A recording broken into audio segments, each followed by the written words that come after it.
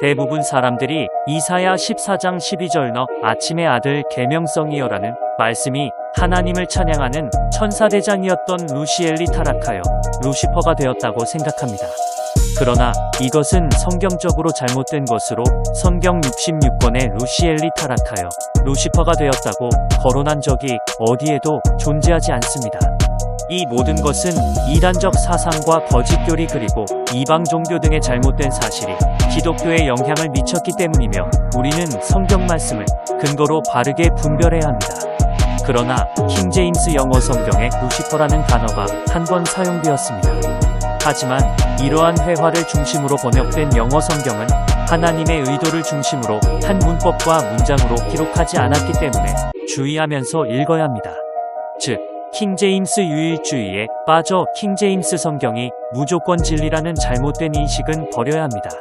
그러면 과연 루시엘이 타락하여 루시퍼 즉 사탄이 되었다는 내용은 옳은 것인지 살펴보도록 하겠습니다. 원래 루시퍼라는 용어는 이방 신화의 산물이었습니다. 첫째 그리스 신화에 등장하는데 에노스라는 여신이 아스타이오스라는 인간과 결혼하여 루시퍼 즉 루키회르를 낳게 됩니다. 그는 횃불을 들고 달려가는 빛을 전달하는 전령으로 빛을 가져온 자라는 포스포로스 즉 금성의 의미를 지니는데 이후 중세 카톨릭 교부 사상가들은 루시페르를 사단이 타락하기 전에 이름으로 추측하게 됩니다. 둘째, 그리스 신화에서 사랑과 세욕의 상징인 제우스의 딸 아프로디테, 즉 비너스를 금성 즉 계명성으로 지칭하게 됩니다.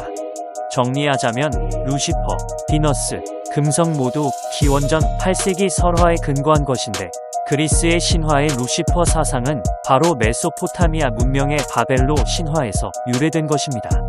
성경 기록 시대 이후인 기원전 16세기 이후 하늘의 여신 아스다롯이 루시퍼로 자주 언급되었는데 열왕기하 23장 7절과 13절, 예레미야 44장 17절, 사무엘상 7장 3절로 4절, 사무엘상 31장 10절 등에도 아스다롯에 대한 내용이 언급되어 있습니다. 그리스 신화의 아스다롯은 바벨론 문명에서는 이시타르, 페니키아 문명에서는 아스타르테로 불리웠으며 빛을 내는 광채의 여신으로 당시 가나안 3대 신으로 부각되었습니다. 이후에 아스다롯은 금성을 뜻하는 비너스와 일치되어 성적인 사랑, 풍족과 생산의 여신으로 추앙되며 후대에 이시타르로 불리워지게 됩니다. 그리스 즉 헬라 시대에는 아스타르테로 칭하며 기원전 4세기 소아시아 에베소에서 숭배되는 아데미 여신과도 상통하다는 것이 사도행전 19장 27절로 28절에 기록되어 있는데 그 이유는 에베소인들은 이오니안 민족으로 그리스 신화에 젖어 있었기 때문이었습니다. 에스겔 8장 14절에 등장하는 단무주 여신 역시 각 나라 시대의 문화와 더불어 아스다롯, 이시타르, 아스도렛, 아르테미스와 동일한 신으로 여겨졌습니다.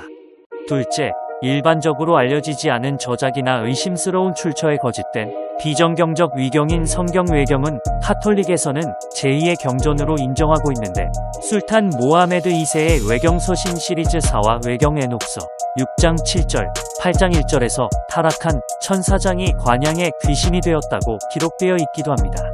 정리하자면 루시퍼는 바벨론 신화 즉 외경 사상이 유대교에 유입되어 후에 기독교화되어 영어 성경이 번역된 것이라는 점을 우리는 알 수 있습니다. 그 이유는 바로 바벨론 포로 생활 후 약 400년의 중간사 기간 동안 하나님의 말씀이 없었던 암흑기에 유대인의 영적 정신적 혼란을 틈타 바벨론 사상이 물밀듯 밀려들어와 외경 문학의 많은 유대인들이 영향을 받은 것이기 때문입니다. 루시퍼 사상은 성경 해석상 오역의 산물입니다. 셋째, 루시퍼라는 용어는 기원 후 4세기 말 로마 카톨릭 신학자인 제롬의 라틴어 번역 성경인 불가타 번역서에 초기 언급이 되었습니다. 제롬이 불가타 성경에 루시퍼라고 쓴 것은 어떤 신학적 목적이나 인격적 대상인 천사장 혹은 사탄을 의식하고 사용한 것은 아니었을 것입니다. 넷째, 존 밀턴은 자신의 저서 실낙원에서 루시퍼라는 단어를 처음으로 사탄과 천사장에 적용하였습니다.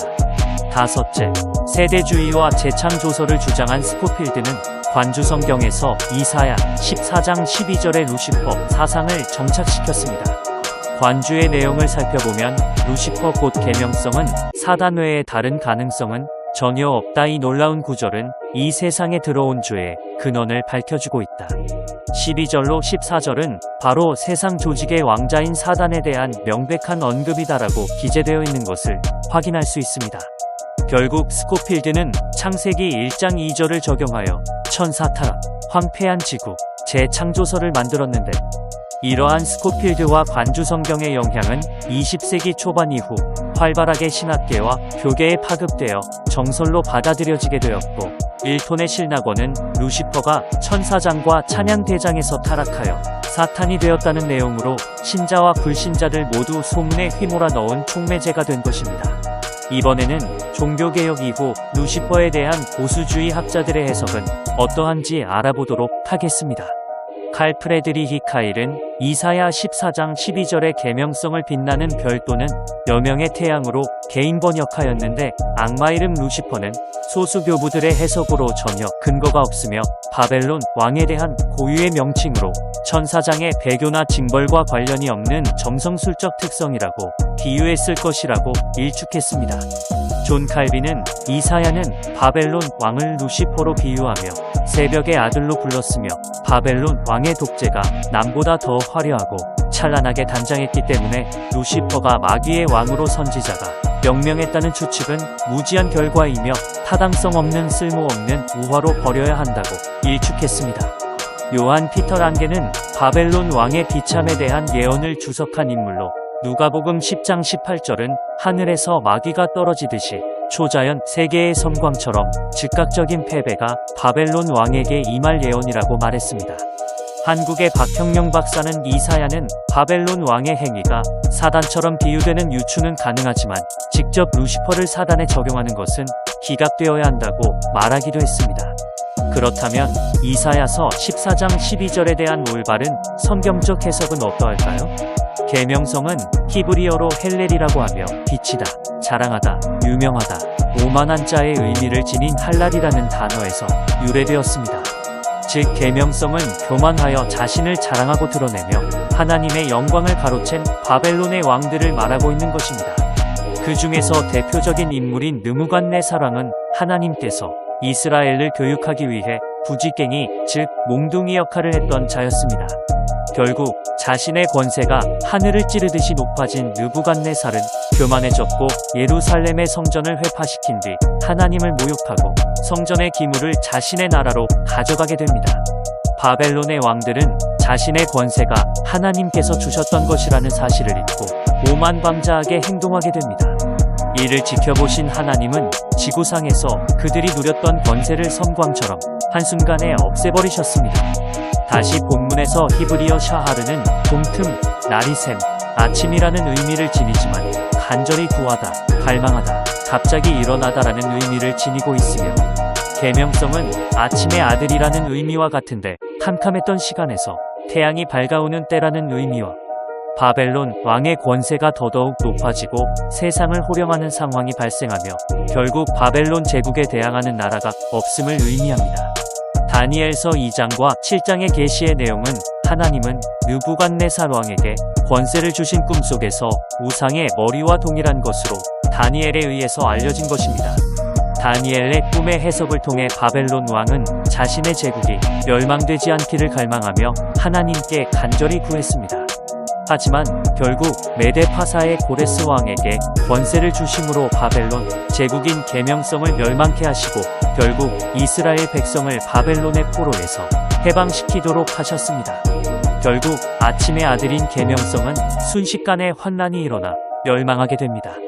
어찌 그리 찍혔는고는 끊어지다, 깨뜨리다, 찍히다라는 의미를 지닌 히브리어 가다에서 유래된 것인데, 바벨론 왕이 교만해져 하나님을 모욕하고 대적했을 때 하나님께서 계명성을 땅에 찍어 버리심을 의미합니다. 바벨론 왕은 하나님을 대적하며 두려워하지 않은 대가로 그 모든 영광과 문명들이 흔적도 없이 사라져버리게 되었습니다. 끝으로 성경적 바른 해석을 통해 루시퍼에 대한 잘못된 견해와 해석을 버리고 살아계신 하나님이 우리 삶의 모든 것들을 인도하고 계심을 믿고 하나님의 주권을 인정하며 바른 믿음으로 살아가는 복된 그리스도인들이 되시기를 바라며 이상으로 마치겠습니다.